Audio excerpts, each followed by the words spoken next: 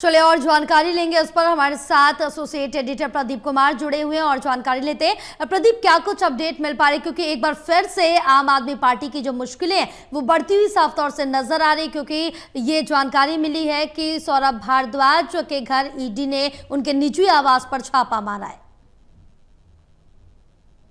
देखिए बिल्कुल, और आम आदमी पार्टी में कद्दावर मंत्री रही हैं सौरभ भारद्वाज। ऐसे में उनके यहाँ पर जो छापेमारी हुई है उसके बाद राजनीतिक घमासान वो देखने को मिल रहा है।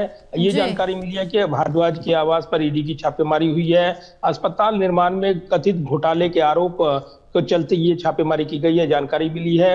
ये ईडी के सूत्र जानकारी दे रही हैं कि जो अस्पताल निर्माण घोटाला कथित तौर पर, उसमें आप पार्टी के नेता सौरभ भारद्वाज के आवास और 12 अन्य ठिकानों पर ये छापेमारी की गई है। तो फिलहाल जिस तरीके से छापेमारी देखने को मिल रही है उसके बाद राजनीतिक घमासान बढ़ा हुआ है। विरोधी हमलावर है, बीजेपी बड़े आरोप लगा रही है और इसको लेकर केंद्रीय एजेंसियां अपना काम कर रही हैं, वो ये कह रही हैं। लेकिन ईडी का दुरुपयोग हो रहा है और पीएम और सीएम जो बिल था जिसको लेकर एक बड़े सवाल उठे थे, उसको लेकर संसद के अंदर और बाहर विपक्ष ने प्रदर्शन भी किया था।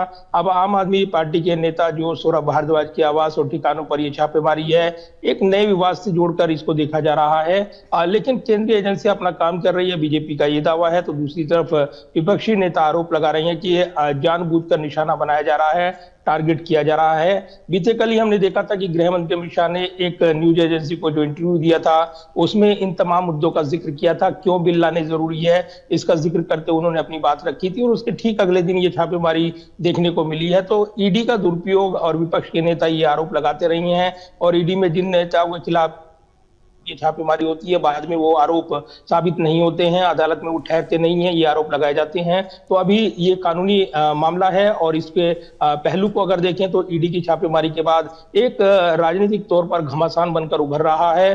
पूरे मामले पर अभी ईडी की ओर से जब औपचारिक जानकारी साझा की जाएगी वो तस्वीर साफ होगी। लेकिन जो ये छापेमारी की गई है ईडी की ओर से, ये जानकारी मिल रही है कि अस्पताल निर्माण से जुड़ा ये मनी लॉन्ड्रिंग का मामला है जो आरोप लगाए गए हैं और इसी के चलते अतिरिक्त सबूत जुटाने के उद्देश्य से ये छापेमारी की गई है। तो सुबह ही सुबह ये छापेमारी शुरू की गई और उसके बाद छापेमारी के बाद यहाँ पर आरोप प्रत्यारोप लगाए जा रही हैं। ये भी जानकारी मिल रही है कि जो अस्पताल के निर्माण में जो कथित अनियमितताएं थी, उनके बाद जो ईडी है ट्रेलिंग को लेकर, जो धन शोधन के मामले को लेकर आरोप लगे हैं उसकी पड़ताल कर रही है और इसीलिए वो ये पूरे मामले में छापेमारी कर रही है। तो कहीं ना कहीं एक बड़ा राजनीतिक विवाद इस पूरे घटनाक्रम के बाद बनकर उभर रहा है। दिल्ली की राजनीति में लगातार इसको लेकर बयान देखने को मिल रहे हैं, विरोधी हमलावर हैं और आपने देखा ये बयान जो यहाँ पर सचदेवा की ओर से दिया गया, दिल्ली प्रदेश बीजेपी अध्यक्ष, और ऐसे में वो भ्रष्टाचार के मुद्दे को लेकर हमलावर हैं। तो कहीं ना कहीं इसको लेकर अब बड़े आरोप प्रत्यारोप लगाए जा रहे हैं। बिल्कुल प्रदीप, क्योंकि साफ तौर से देखने को मिल रहा है कि आम आदमी पार्टी की जो मुश्किलें वो साफ तौर से बढ़ती नजर आ रही। इससे पहले कई नेता आम आदमी पार्टी के सलाखों के पीछे जा चुके, कुछ पर केस अभी भी चल रहा है, वो जमानत पर बाहर है और कुछ पर कुछ नेताओं को क्लीन चिट भी मिल चुके हैं। लेकिन इस बीच मनीष सिसोदिया का एक बयान अभी सामने आया, उनकी तरफ से साफ तौर से ये कहा गया कि पीएम मोदी की डिग्री मांगी गई, उससे ध्यान भटकाने के लिए अब सौरभ भारद्वाज पर यह झूठा केस रच दिया गया है। देखिए बिल्कुल ये आरोप लगाए जाएंगे और इसमें बयानबाजी भी तीखी होगी, इसमें कोई शक नहीं है कि विपक्षी नेता जब भी ईडी की छापेमारी होती है या केंद्रीय एजेंसियां किसी नेता के खिलाफ, विपक्षी नेता के खिलाफ कार्रवाई करती हैं, इसके बाद लामबंद विपक्ष हमला बोलता है। और ऐसे वक्त जब हम देख रहे हैं कि राजनीतिक घटनाक्रम बदले हुए हैं और जो डिग्री का आपने जिक्र किया है, ये मामला अदालत में गया था, अदालत ने इस पर जिस तरीके से खारिज किया है हाईकोर्ट ने, तो उसके बाद जरूर ये है कि ये अदालत का एक पहलू था।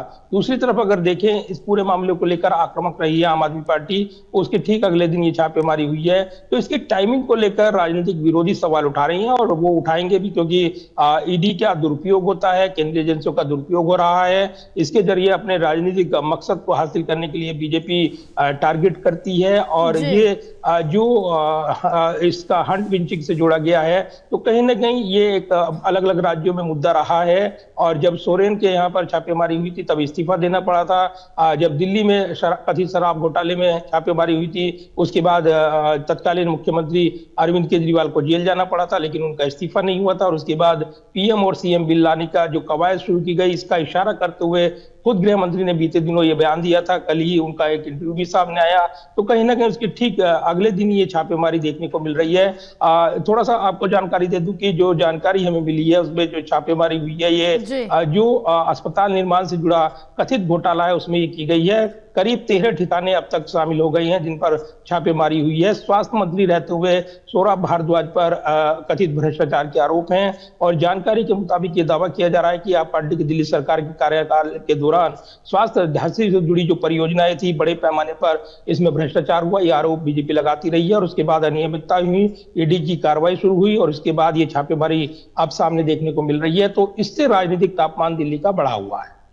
बिल्कुल, कहीं ना कहीं दिल्ली की राजनीति का तापमान बहरहाल बढ़ रहा है साफ तौर से, और आम आदमी की मुश्किलें भी आम आदमी पार्टी की बढ़ती हुई नजर आ रही है, क्योंकि इससे पहले मुश्किलें कम नहीं रही है, जिसके बाद एक और मामला अब खुल गया। लेकिन इस पर अब जांच होती है, आगे क्या कुछ, कितना लंबा ये मैटर चलता है वो भी देखने वाली बात होगी, क्योंकि और क्या कुछ पड़ते अभी खुलने बाकी है। देखिए जया, ईडी की जांच में ये दावे किए गए हैं कि लोकनायक अस्पताल की जो निर्माण लागत है 488 करोड़ रुपए से बढ़कर 1135 करोड़ रुपए हो गई और इसीलिए इसको लेकर समय पर पूरा प्रोजेक्ट नहीं हुआ, इसमें कथित अनियमितताएं हुई, ये बीजेपी आरोप लगाती रही थी। और उसके बाद ये जांच प्रक्रिया आगे बढ़ रही है।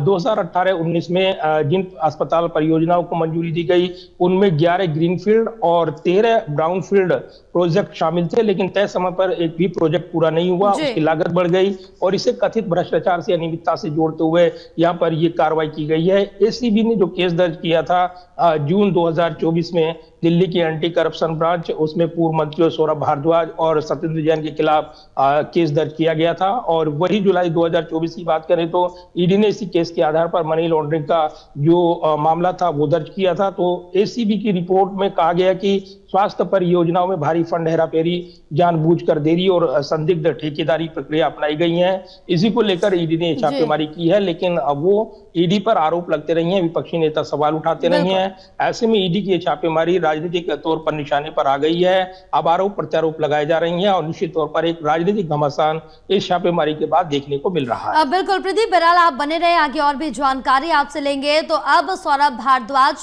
के निजी आवास पर ईडी ने छापेमारी की, आगे क्या कुछ होगा एक एक अपडेट आप तक पहुंचाएंगे।